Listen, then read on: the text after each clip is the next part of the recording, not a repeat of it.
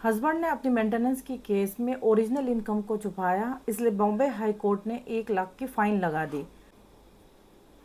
19 मार्च 2025 को Bombay high court ने Yogesh Narayan Dhawale versus आराधना योगेश धवले इस केस में एक बेहतरीन सा जजमेंट पास किया। सबसे पहले तो हम केस के एक्चुअल बैकग्राउंड को जानते हैं। इस केस में ये होता है कि हस्बैंड और वाइफ के बीच में मैट्रिमोनियल डिस्प्यूट चल रहा था। वाइफ ने मेंटेनेंस के लिए केस फाइल कर दी। हस्बैंड की एक्चुअल इनकम 65 लाख थी, मगर कोर्ट में अपनी एक्चुअल इनकम 20,000 पर मंथ दिखाई और उस हिसाब से ऑर्डर पास हुआ। वाइफ हाई कोर्ट चली गई और हाई कोर्ट में उसने बताया कि उसके हस्बैंड की जो इनकम है वो ज़्यादा है, 65 लाख रुपीज़ पर एनम कमाता है। कोर्ट ने इस चीज़ को वेरीफाई किया और तब कोर्ट के सामने ये बात आई कि हस्बैंड की जो इनकम है वो ज़्यादा है।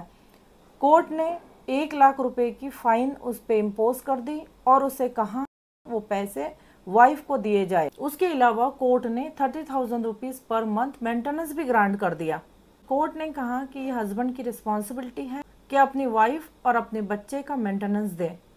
कोर्ट ने सिर्फ योगेश नारायण धवले की केस में ही जजमेंट नहीं दिया है, बल्कि ये मैसेज उन सभी हस्बैंड्स को दे दिया है जो अपनी एक्चुअल इनकम कोर्ट में छुपाते हैं। याद रखिए कि अगर आप अपनी एक्चुअल इनकम छुपाओगे तो कोर्ट वेरीफाई कर सकता है और वेरीफाई करने के बाद आप पे पेनल्टी इम्पोज भी कर सकता है। इसलिए कोर्ट के साथ फेयर रहिए, कोई भी ऐसा काम मत करिए कि आगे जाके आपको दिक्कत हो जाए। ये रहा आज का वीडियो। अगर आपको मेरी ये वीडियो इन्फॉर्मेटिव लगी हो तो आप मेरे चैनल को सब्सक्राइब करिए, लाइक करिए और अपने फ्रेंड्स में शेयर करिए। इस केस का साइटेशन मैंने स्क्रीन पे दे दिया है, अगर आप चाहो तो उसे यूज़ कर सकते हैं। Thank you so much.